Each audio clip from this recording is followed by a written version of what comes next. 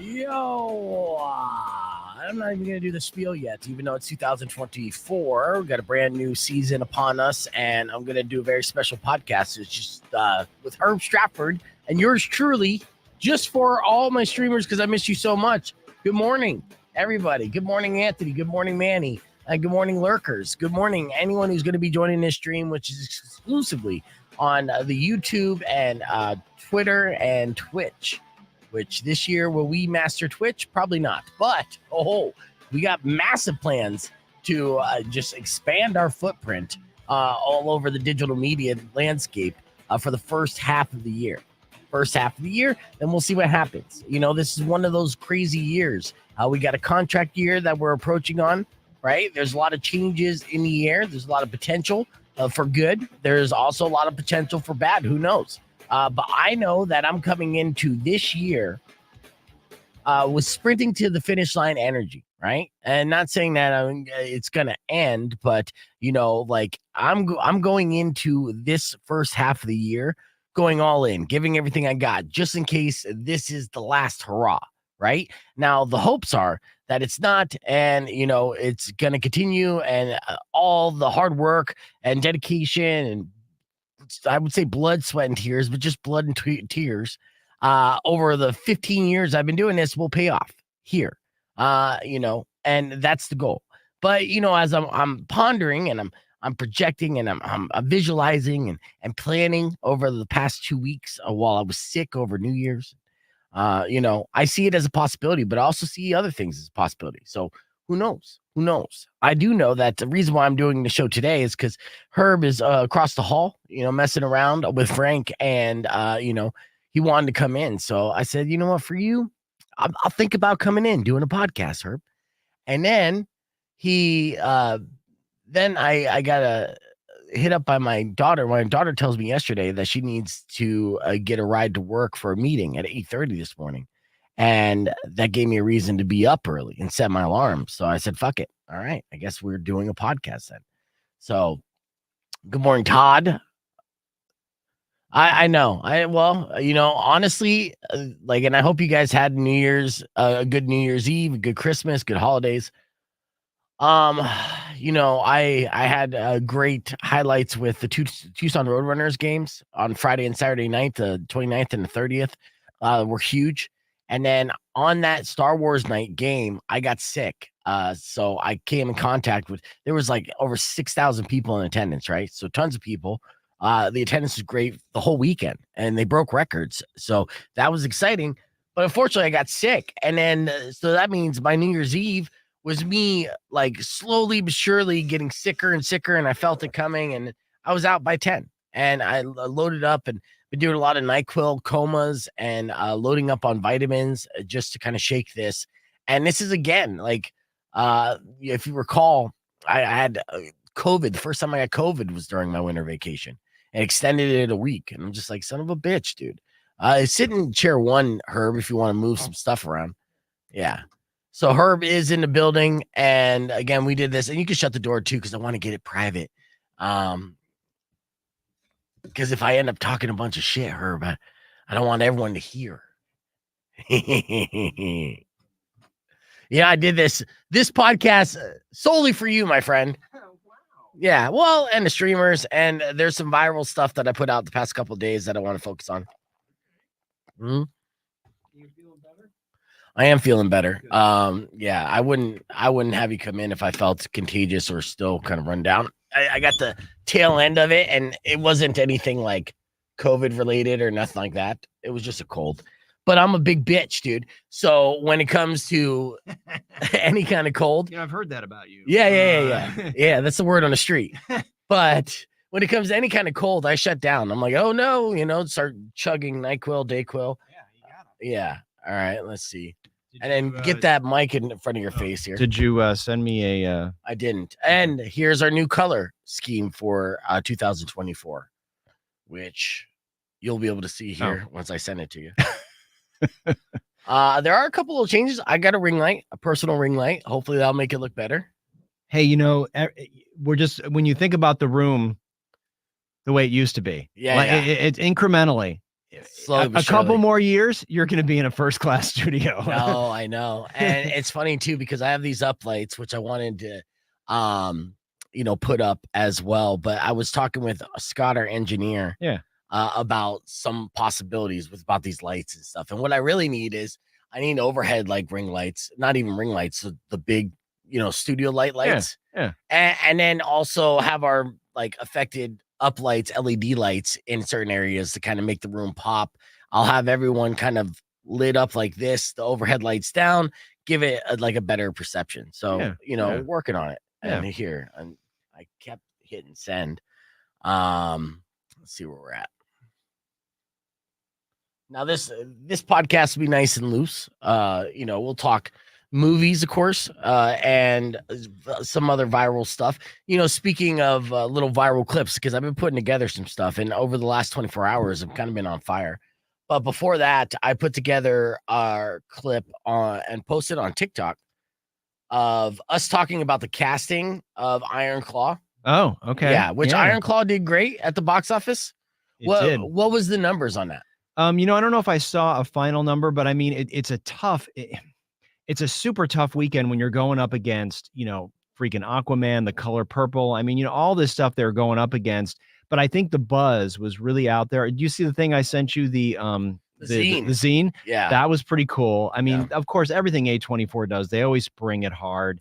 And I thought that was a super appropriate item. Yeah. Yeah, because it was a little bit nostalgia, but then nostalgic as far as they showed old images of, of Mid-South Wrestling, and, the Von Erichs in their prime. And it also showed, pictures of the cast playing the Von Erichs, but with a vintage look. And yeah, I thought it looked pretty cool. No, and I think, the thing about I think it just puts such a great human perspective on wrestling that people who are maybe not wrestling fans are like, oh, I want to know more about this. You know what I mean? It's like, this isn't just, Ric Flair or, some of the stuff like Hulk, the stuff that you see all the time. This is like, just, again, it's a Greek tragedy. I mean, it's just, it's unbelievable. So, yeah. I know. But I still stand by the fact that they messed up the casting and it was Zac Efron's ego that did that. And I'll give you, I put together this little clip on our YouTube shorts here that had decent hits. Well, 2.4 here on YouTube and did better on TikTok, actually. Got a bunch of good comments. People agreeing. One person was like, you're nitpicking. I'm like, yeah, I'm not nitpicking. I'm just pointing out this obvious fact. And then, and then he kept nitpicking my opinion. Nitpicking your nitpick. Yeah, dude. I'm like, come on, man. Yeah, and I'll tell you what, I think the casting was a little off. I understand why Zac Efron played the lead, but Kevin Von Erich was more like a skinnier person. It was actually Kerry Von Erich who was more buff. So I felt like in casting that Zac Efron would have played Kerry Von Erich better, but it wasn't the lead role. So you're saying that Jeremy Allen White, you're saying that was not maybe he couldn't carry the role because Zac has just had so much more experience. I think they should have reversed their roles. I think Jeremy should have been Kevin Von Erich and Zac should have been Kerry Von Erich. From a physical casting perspective, right? Yeah. I think, if you put Jeremy Allen White next to Kevin Von Erich, I think you'll see more similarities there physically than you would, Zac Efron. Yeah. So that was a hot take, right? And got some reactions, comments, and things like that. And I stand by it. Honestly, it does kind of take me away just knowing the stature of Kerry Von Erich and the Texas Tornado and the tan and the jawline and everything. I'm like, Zac, what the hell were you thinking, man? I understand. And that's 100% ego to me. It's like you got to be the lead role. But like, I'm just, like for the sake of the piece, the art, right? To tell this story and to accurately tell this story, not to take people away from it. And to put them in there to suspend their disbelief, then yeah. But here's the other thing I have to think about. I mean, Sean Durkin, the director, has done a number of films, but at the end of the day, maybe they needed Zac to get this movie made with the budget. You know what I mean? Because I mean, it's a period piece, so it's expensive. He still could have been in it though, as Kerry Von Erich. But maybe he was just like, yeah, I'll do your movie. I'll get your movie made, but this is the role I'm playing. And they're like, how small was the role of Kerry Von Erich in Iron Claw? Well, it wasn't. wasn't. I mean, it definitely was, maybe a third of what Zach played. You know what I mean in terms of screen time, right? That's what it is. And I mean, if you think about it, Jeremy Allen White, I mean, he's a third of Zac Efron. You know what I mean in terms of his experience, his reputation, his awareness. You know what I mean? He's not going to get a movie greenlit. The guy's a TV guy. Nah, he's a really good TV guy. And I'll say, I mean, that's where the business messes up the art, right? Yeah. Because, this is a situation, even for Zach, that he could have went in and had a third of the role, right? But got more buzz for playing a more believable version of this and have a more of a chance to win an Oscar or more awards. For Best Supporting, yeah. Yeah, absolutely. Yeah. No, you're right about that, because that competition is always easier to navigate. But here's your parallel. Killers of the Flower Moon, DiCaprio was originally going to play a different role. Yeah. Right? He was going to play the Jesse Plemons role, and then at some point he's like, wait a minute, that's not the lead. Right? Yeah. I'm gonna do the lead. I want to be in the room with De Niro all the time. Right. I don't want to be the guy that comes in an hour and 40 minutes into the movie. Yeah. So there's a little bit of ego going on here. A little bit, yeah. People want to work. I get that. Speaking of which, congratulations, by the way. Yeah. The Epstein list was released yesterday. You're not on it. Not on it. And I swear to God, I was like, that libtard Herb definitely gonna be on that list, dude. No. Never met Epstein. Nope. And man, dude, Leonardo DiCaprio was technically on that list, but also technically not on that list. As you're going through it, and like this whole thing has been so blown out of proportion and insane. They talk about this, like the conspiracy theory is this like huge cabal, when really it's like it was this one pervert's network who name dropped a lot. Absolutely. And also ran in very powerful circles, but not necessarily everyone that he bumped into or rubbed elbows with at a social event was being fed kids, Oh, yeah, no. And he was certainly out there trying to put people in positions where he could control them. Mm-hmm. No doubt about it. But I mean, it's when you dig in a little deep, and I've read some Vanity Fair stories and stuff, it's like he would show up and people would be like, who are you? You know what I mean? Like he would somehow get in the door, but that didn't mean that he was like sharing the Lolita Express with them. I mean, it's just, and obviously everyone's like, holy crap. Right. Yeah. Sorry I ever met that guy. I'm sorry I whatever. But it's like at some point, if you're in that position, you're going to have people rubbing up against you. Yeah. Yes. In some ways more appropriate than others. Yeah. But, in this, the only big reveals from this list was Stephen Hawking. Yeah, which is insane. And like literally the mind wanders on that one. And David Copperfield, which is not that big of a surprise because he's kind of a douchemonger, right? Yeah. So that was on the list. But like 2024 has already started off with a lot of celebrity beefs, man. It started with Aaron Rodgers versus Jimmy Kimmel. Oh, yeah. Yeah. And, so Aaron alluded that Kimmel would be on that list, right? And Kimmel wasn't having it because, the problem is like that is the modern day verbal warfare is to call someone a pedophile, right? Yeah. That's it.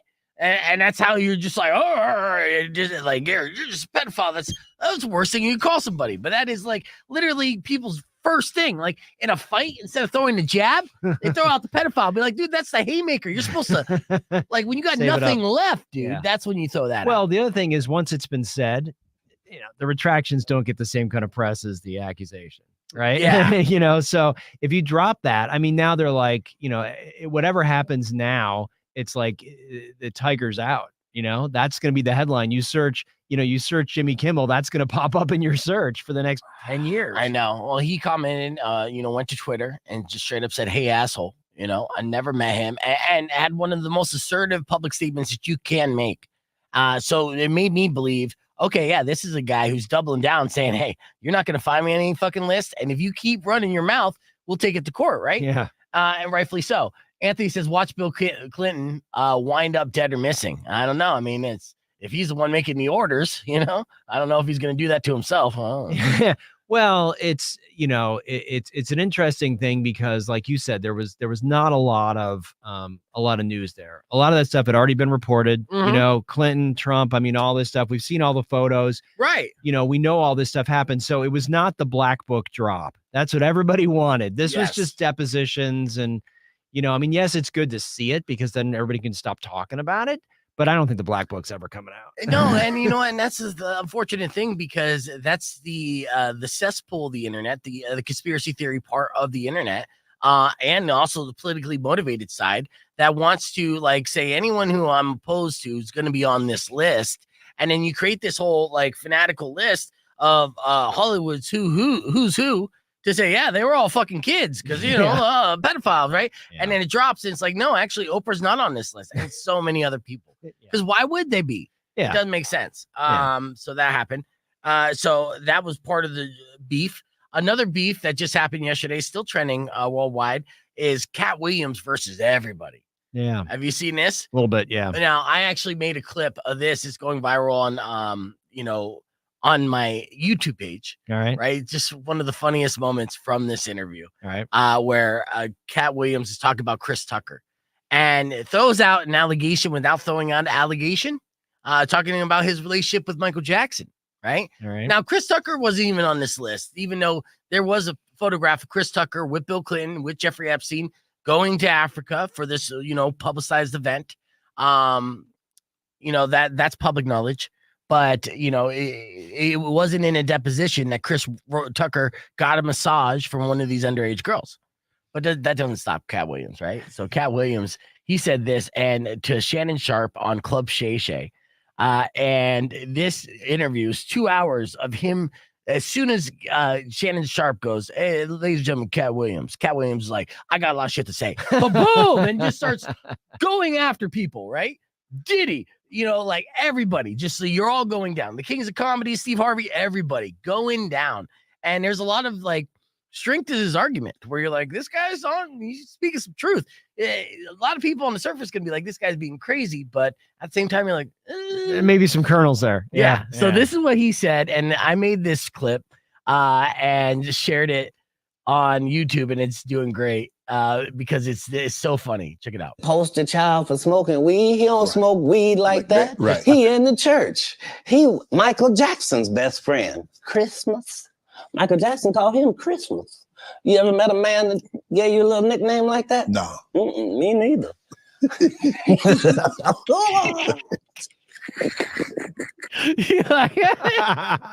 So there's a couple things that's so funny about that. Right, first Shannon Sharp's like, no man call me a nickname. Me neither. You know what I'm saying? Ever met a man that gave you a little nickname like that? No. Me neither.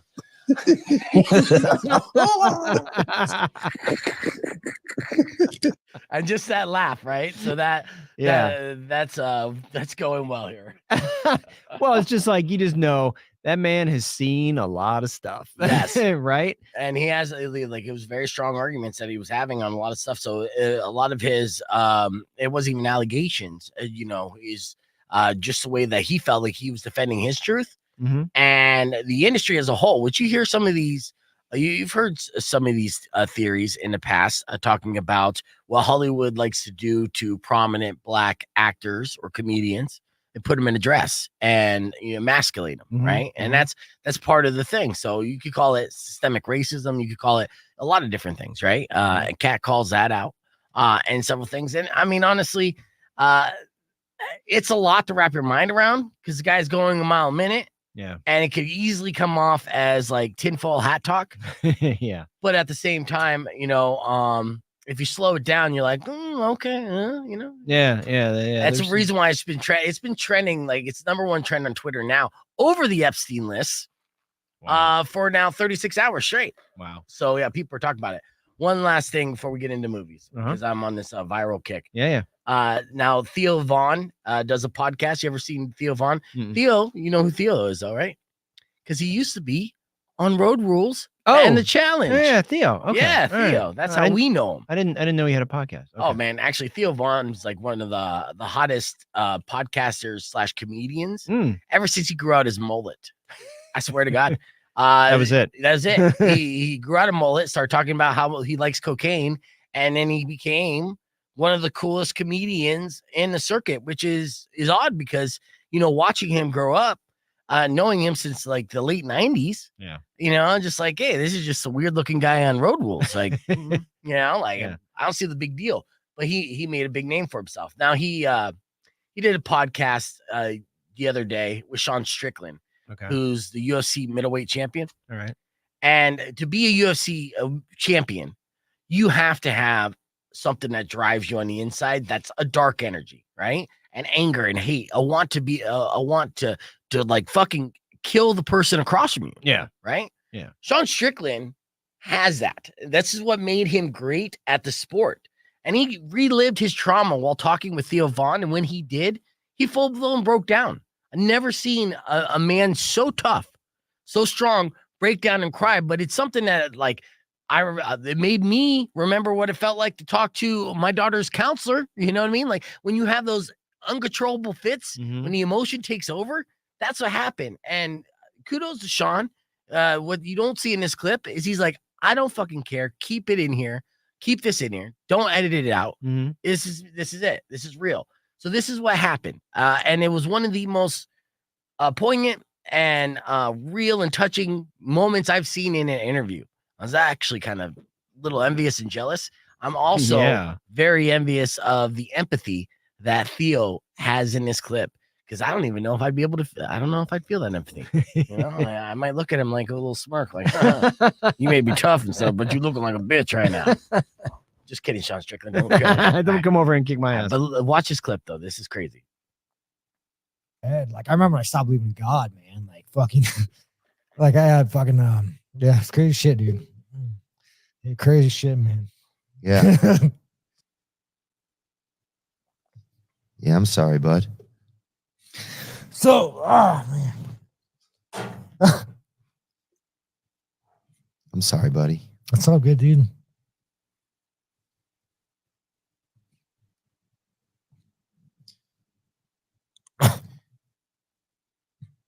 We don't have to talk, man. I can just sit here with you for a minute. Oh, fuck. Oh, fuck. 6 seconds. I can just sit here. We can just sit Nah, here. it's all good, dude. 6 seconds. I just process it.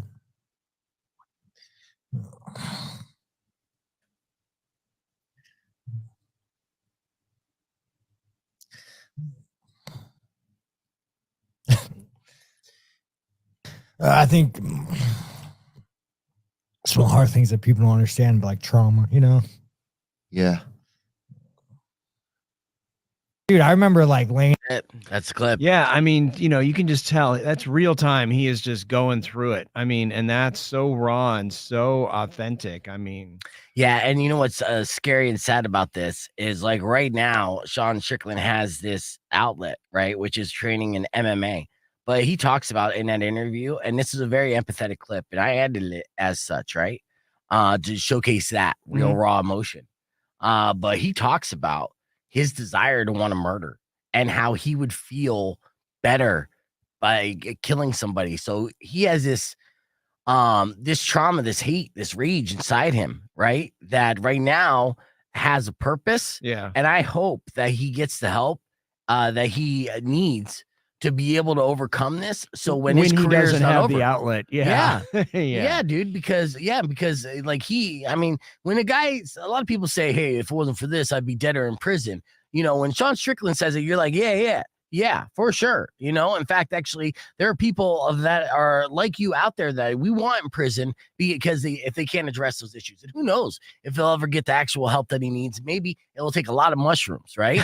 But it's obviously something that he can't necessarily look into right now because he's trying to be the best MMA fighter in the world. And that's a sad sickness you kind of need to fuel that fire. Yeah. To get into a ring and want to. Yeah. And I mean, and you're right. I mean, there's probably a number of people who are definitely better off behind bars that have those same sort of murderous feelings. But because of who he is and because of the training and because it's like he's a weapon. Yeah. He's a loaded gun. Yes, exactly. That's why it's like, please just get him all the therapy, get him all the help, all the group hugs. And it was very sad. He had a really bad piece of shit dad who abused his mom. And they go into detail on it. And it's not the easiest conversation to listen to. But it's relatable to a lot of people out there, unfortunately. And, you know, it's very real.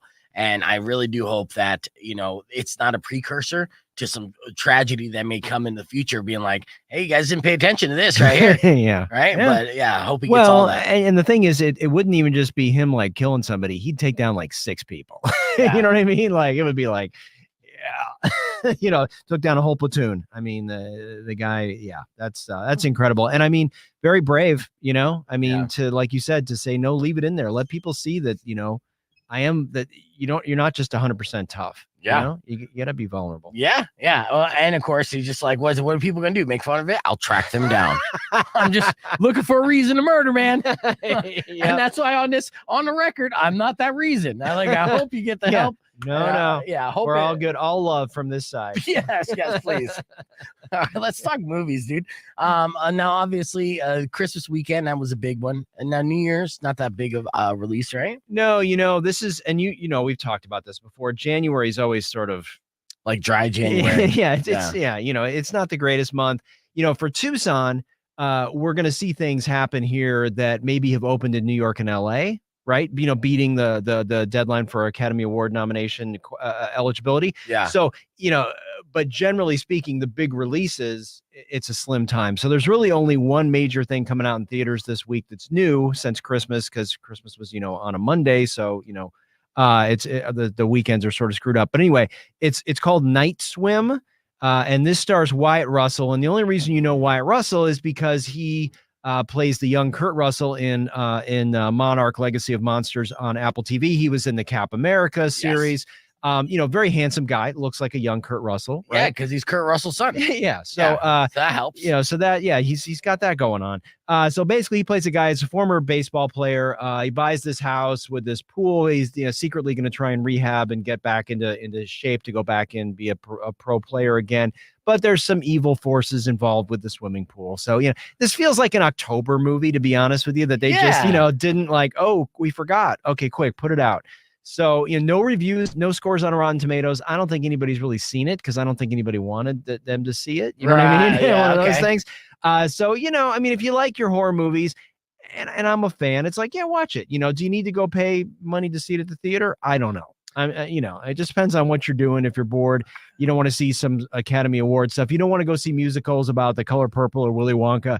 This is counter programming, right? Yeah, you look at that. They're like, oh no, it's a monster in a skimmer. That's so funny. Exactly. You know, honestly, it's just like, hey, what were you like kind of spooked about when you were a kid swimming? You're like, oh, I didn't want to stick my hand in that skimmer. Yeah. Yeah. And that's wait, we got it. Perfect. Yeah. We'll do a movie about that. A whole movie. We'll call it Skimmer. About the monster in the skimmer in this pool. Are you kidding me? Yeah. Wow. So, you know, right? You know, the monster in the drain. Yeah. I mean, it's just, you know, so I mean, if this is your jam, check it out. But I mean, don't have high expectations. Have you been watching any series on Netflix or streaming? Have you watched? There's a lot of documentaries that have been dropping on Netflix. There was one talking about essentially like boot camp for kids. Okay, that was on Netflix. That, you know, they're talking about that one's so disturbing to watch that you know, people are complaining about it. That is. But, you know, I went to one of those kind of organizations, Project Challenge. Like a diversion thing, right? Yeah. Where they abuse the hell out of kids and, you know, one kid dies and shit like that. To like Scared Straight, right? I mean, in essence, they're trying to get you on the track. Yeah, in the 80s and 90s, they did this. They did this a lot, and it was big money. And, yeah, so there was, and if you know the name of the show I'm talking about or the series on Netflix, please put it in the comments. But, yeah, it was big business where these former military guys are like, I got an idea. Put together a camp and I'll whip these kids whip these kids straight. And what they were doing was like all these inhumane kind of torture tactics to really fuck with kids' heads.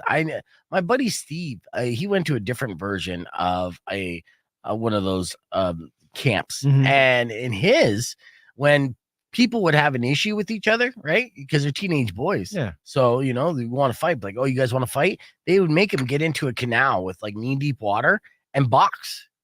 Like straight up box. And it's like, these are minors. And then, of course, they're like the people around just like watching this shit. Like, bare knuckle or gloves? Bare knuckle, dude. Yeah. Yeah, man. And then like in water, so you couldn't like move around too much. And it's like, yeah, okay, you guys got a problem, go. And then, yeah, that's a pretty like our barbaric way to handle a situation. Oh my God. That was the 90s, dude. Wow. And I know. Wow. What about Saltburn on Amazon? So, Saltburn's a good time. I mean, but here's my take on Saltburn is that it's horrible people doing horrible things to each other. So there's like you don't have anybody you can relate to and go, okay, this is my guy, right? Or this is my woman. This is the every person. This is the person that this is me in that situation. They're all horrible. And I love Barry Keoghan. I think he's awesome and he's awesome in it. But everybody in this movie is just an awful human. Oh yeah. So, if you want to watch awful humans, knock yourself out. But Emerald Fennell, who directed this, she did Promising Young Woman, which was a brilliant piece of film. So it's interesting to see this next film. A lot of expectation on it, but just awful people. Yeah. Awful people. All right. So yeah. So I mean, it's a weird week for movies. I will say there is something really great on Netflix.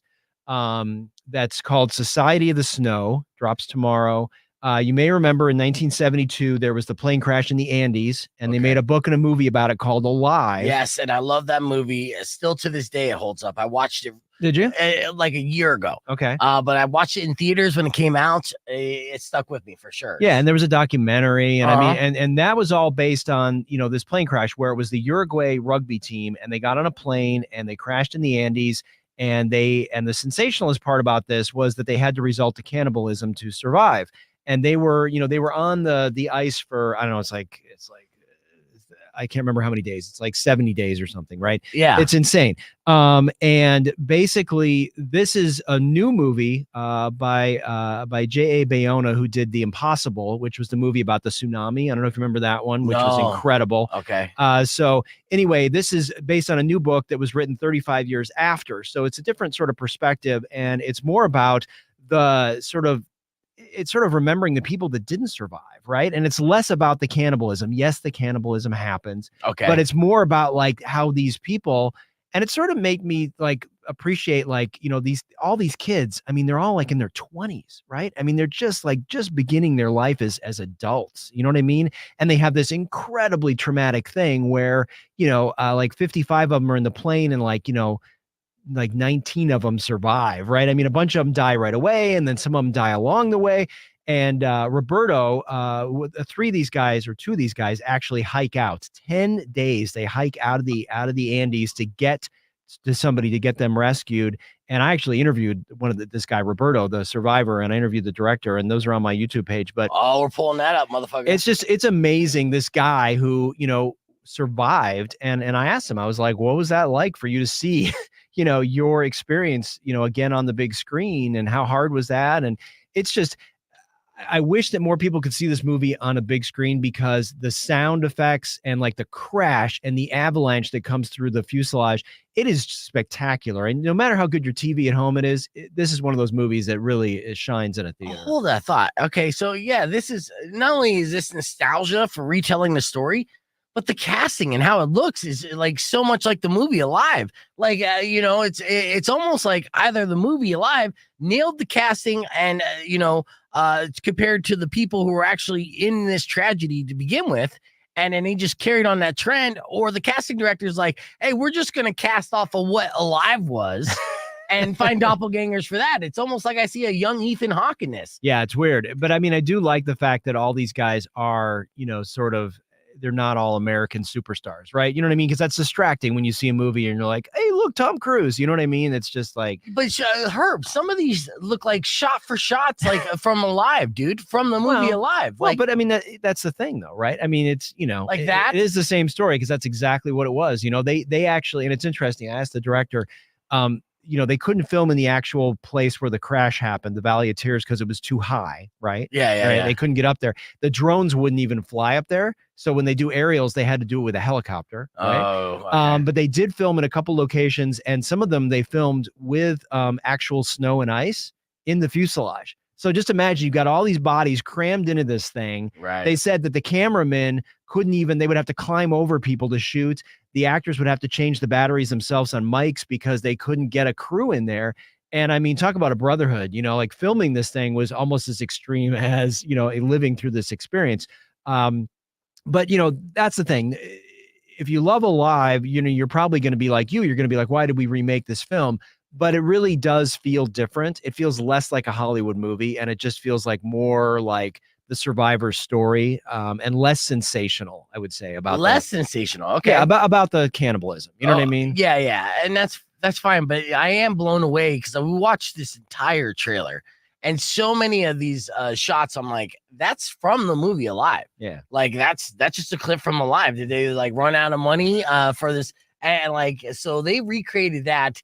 And there's a small spin of the tale to be more a little authentic to what happened and not the kind of 90s version over since, I mean, it was sensationalized when it came out. It's like this movie about this true story of cannibals. I mean, it ended up doing pretty well at the box office. It wasn't no Forrest Gump. No, but it did well. And I mean, and I remember I read the book, and I mean, I remember it was a big deal. And my first take on it was like, really, why haven't we told this story? But it really does feel like you get more about the relationship between these guys and how they were great friends, and they they really cared about each other and what they survived together. Yeah, that's that shot right there. That's a spot on shot from Alive. Yeah. You know it. Yeah, I mean, it was in the original trailer. Yeah. Like I want to pull up the original trailer almost.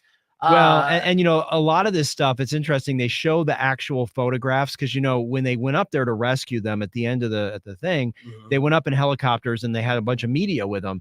And so at the end, during the credits, they show sort of a montage of the person who played the person, right? The real person. So the real person, the person that played them, and then they intersperse it with some of those photos that were taken either by the guy who had a camera on the plane, right? And he documented. So some of the things you're seeing, they are actually, you know what I mean, shot for shot, but they're shot for shot of actually what happened, not the movie, right? Yeah. So like when they fly over and stuff, they've recreated exactly. I mean, even down to the skeletons lying in the snow. Because I mean, there was rib cages and there was stuff laying around. Yeah, so I mean, did you talk to them about what piece of the body they would like prefer? No.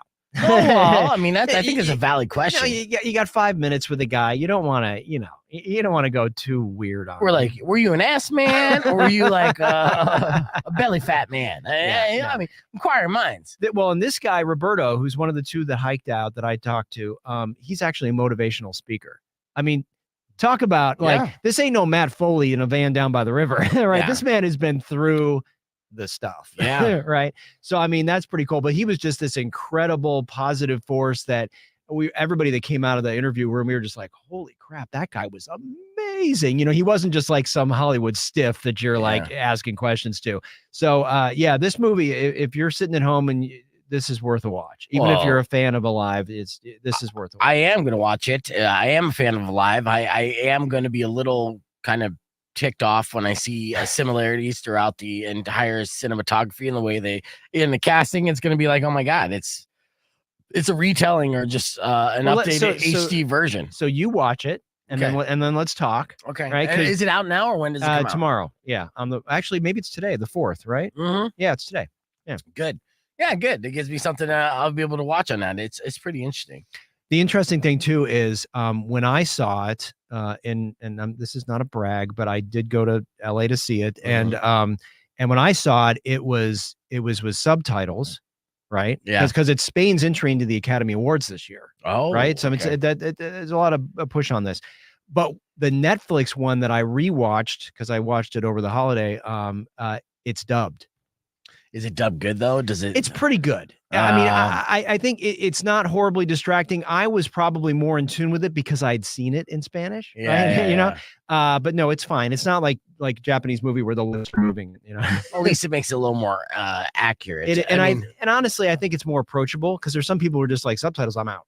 Right. Well, and honestly, the biggest takeaway from 1992's Alive was they whitewashed. Yeah, it was a massive whitewash when it really was this Argentinian soccer team. Yeah, that went down. So they're all they're all Spanish speakers. Yeah, dude. Yeah. Now a lot of them, I mean, you see the pictures and stuff, and maybe there's some people that are kind of Ethan Hawke like, but oh yeah, no, they're handsome. Some of these guys are handsome. I mean, like I said, a lot of them they're like 20 to 25 years old. They're all young, handsome, athletic, guys. They're not. I mean, there's a couple of other people on the plane, obviously, but I mean, this is a young person's group. It's like there was like a fun weekend. They didn't have parkas. They didn't have a bunch of food in their luggage. They were like on a 45-minute flight that crashed in the Andes. Yeah. I mean, That's messed true. up. Yeah. So yeah, Let's watch this real quick then. The interview with Society of Snow survivor Roberto Canessa, who is a motivational speaker, so must have motivated you to a certain extent to upload 2 clips. Look at you. well, yeah. Hey, blowing up. And then we'll wrap things up on a very special podcast here. But check out Herb in action. Yeah. Herb Stratford, KMSB Fox 11. And where do you live? Tucson, Arizona. Aha. No way, no way. Yeah, very close. So, so first of all, I know there are shared experiences and there are unique experiences around what happened with you. Was seeing this film, was that hard to relive, or was that you were sort of disconnected from it after this time and sort of like a distant memory in a way, or?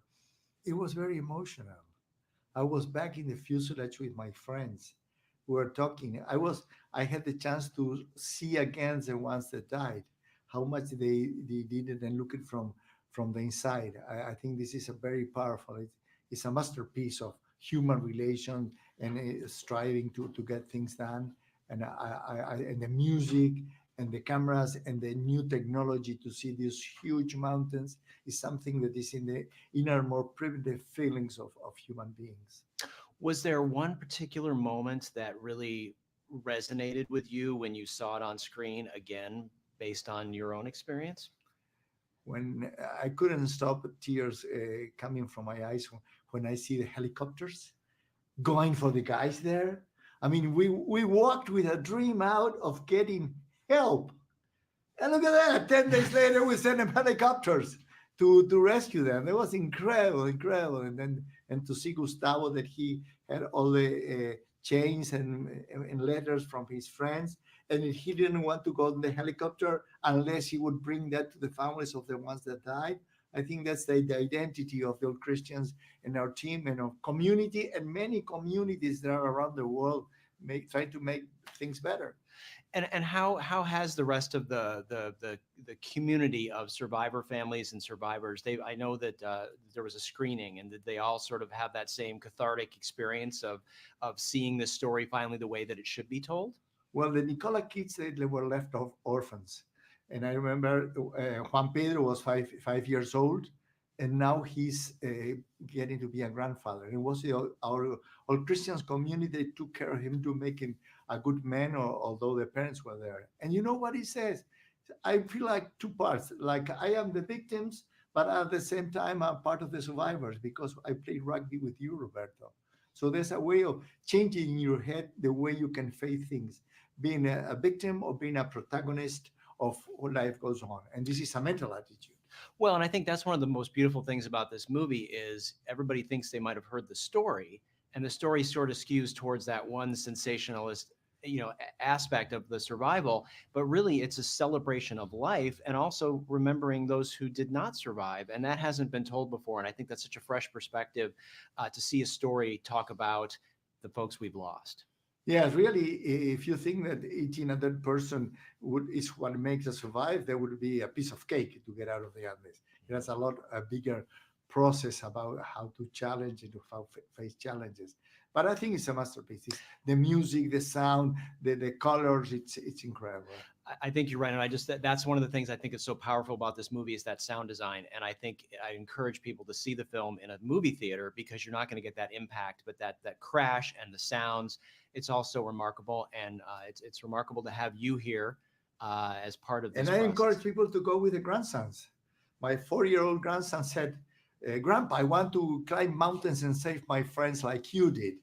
So this is a nice hook to get in relation with grandpas and mothers and everything. This is a family film. Wow. Everyone should go there. It's strong, but isn't life strong? Isn't strong when they tell a kid he has a congenital heart disease and he's going to go through 5 surgeries? Mm-hmm. That's it. That's life. And teach them to see life from when they are young.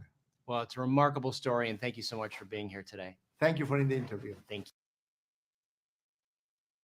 That guy had a nice accent. Yeah, he did. Well, he was a real charming dude. And I mean, whatever you've done in your life, you ain't hiked 10 days out of the Andes with, yeah, wearing like 4 sweaters and, eating human flesh. So So, you know. That's true. Well, don't knock it till you try it. Yeah, well. I've always wanted to fly over the Andes ever since I saw. Yeah, maybe not. Yeah, as That's long as I'm that's on a your flight beef with tip. like Jennifer Lopez and a couple others, I'm an ass man. I would eat ass all day. Well, and that's your beef tip. When you're at the airport, buy some snacks. Yeah, that's right. And extra cigarettes and wine. That's right. And chocolate. What are we looking forward to next week? There's not a lot. It's pretty slim pickings. Really, Echo, which is the new series on Disney, which is the Hawkeye daughter. You know what I mean? Right? That's and dropping all 5 episodes at once on Disney Plus. You got the remake of Mean Girls. I'm not sure why we need this. Right. So again, this is January. Yeah. And there's not a lot. You should catch up on the stuff that you haven't seen. If you haven't seen Poor Things with Emma Stone, you got to see that. Yeah. Killers of the Flower Moon, Oppenheimer. You got to see all this stuff. You can see it on the big screen. Yeah, there was good stuff that came out, and nothing too great that's coming out for the next couple of weeks. How are you on the challenge? Are you knee deep in this challenge? I am. I think I'm caught up. Yeah. I had a little problem because my satellite dish went away when we redid our roof, but I'm caught up now. But I believe Cara Maria's showing up today. She showed up last night. Last night. Okay, Yeah. so I have not watched that. Okay. So yeah, we can't talk about that. I was up to date till last night. Are you enjoying this season? I am. Okay. But I'm only enjoying it because of the vets. Yeah. You know what I mean? The rest of the people, I couldn't care less about half those people. Yeah, I know. You know? So I'm looking forward to and of course I'm waiting for CT. I mean, that's just they gotta figure it out. They gotta do an overhaul of everything and going into season 40. Yeah. And it'll be interesting to see what they do. Because there's a problem because you can't bring back all the vets because they're all getting our age. Yeah. And they won't compete. They can't compete. I mean, I sort of would like to have them bring back, like, wouldn't it be great to see Theo show up? You know what I mean? Or like somebody who you haven't been beaten to death with, but you have some fond memories of. I would love that. But I agree with you completely. It's like they all these things they've tried. Oh, we tried athletes with Lolo or whatever her name was. Right. We tried, whatever. We tried, people from reality shows and other reality shows. That didn't really work. We tried different countries. That didn't really work. You know what I mean? Right. Like, we love those people. Yeah, they gotta try again. Dumb, good looking, alcoholic whores. Men and women. I was gonna say male and female. Yeah. That's the formula. You gotta like on the spectrum of crazy. Like it should be like you don't know if this person should be like living in a box underneath the freeway or walking down the runway. You know what I mean? Like that spectrum of crazy. Yeah. If they need help casting, they could just look through any of my ex-girlfriends. All right. And scene. All right. So that was our special little podcast. We wanted to talk movies and TV with you guys real quick. Herb, it's, for you, I'll come in. We're doing an extra show. I appreciate it. But we're going to have fun this year. Yes. And what do you think of the new colors? You good on that? I like it. Okay, I like it. Yeah, I will notice you didn't put up the Powers Herb Stratford Film Critic today. My bad. Yeah, but aside from that, yes, I like it. First off, I've been off 2 weeks. I know. And I forgot how everything's done. You forgot how it works. No, Right, it's all good. There we go. Perfect. Yeah, still looks good. No, I like it. Good. I like it. The colors are good, and looking forward to a good year of TV and film for sure. Yeah. Well, we're looking forward to just a good year in general. We're gonna do some fun stuff and take over the internet this year. So yes. Am I staying on mornings? Yes, it looks like right now I'm staying on mornings because like this. First off, everything moves super slow around here, and secondly, all the decision makers tend to take vacations when it's time for me to come back because I'm like, hey, we need to really talk about this. And Mac's like, okay. When you come back? Because I'm gonna go on vacation then for 2 weeks. So, and then hopefully you'll forget by the time I get back. Yeah, and that's not gonna happen. So, in an ideal world, I wanted to start the new year in a new slot. Yeah, hit the ground running. Unfortunately, that's not going to be the case. And I'll be honest with you, I'm kind of pissed off by that. But I kind of go back and forth whether or not it's going to be the best move. So I don't know yet. Like, will it be the best move before my negotiation or after, or before whatever potential offer, or is there going to be an offer? I don't know. There's a lot of moving pieces, a lot of uncertainty. But I do think it's worth looking at. Yeah, dude. Because exactly what you said when you told us about it last week, it just makes perfect sense on a lot of ways. You know what I mean? Yes, and you know what? That's the thing. It's like whenever I describe it to anybody, like I had Scott the engineer in the studio with me yesterday. And I told him about this, and he's like, well, why? I mentioned why. Would you do that? And I explained to him, and he's like, Oh yeah. I'm like, yeah. Like there isn't one person where I just like explain why I believe that's the best move for me and for the company. Yeah. That, you know, like there's no argument to it, you know, which is it makes crazy. perfect sense. I mean, the only question I have would be, are there some folks that are listeners now, right, that couldn't? But I mean, to your point, there may be more people. And you just have to you just have to change the way you do stuff. You know what I mean? Like the way we consume content. It's like, okay, yeah, you give me that opportunity and give me you know, like, guess what I'll do? Work harder. And it's like, you want more clips in the morning to help promote that I'm in the afternoon? I could do that because, hey, I got like a better sleep schedule. And I'll be in here like literally at my control center for instead of like an hour before the show, like 3 hours before the show working. Like, you know, I mean, there's nothing. I try to tell it's part of the argument for getting paid more.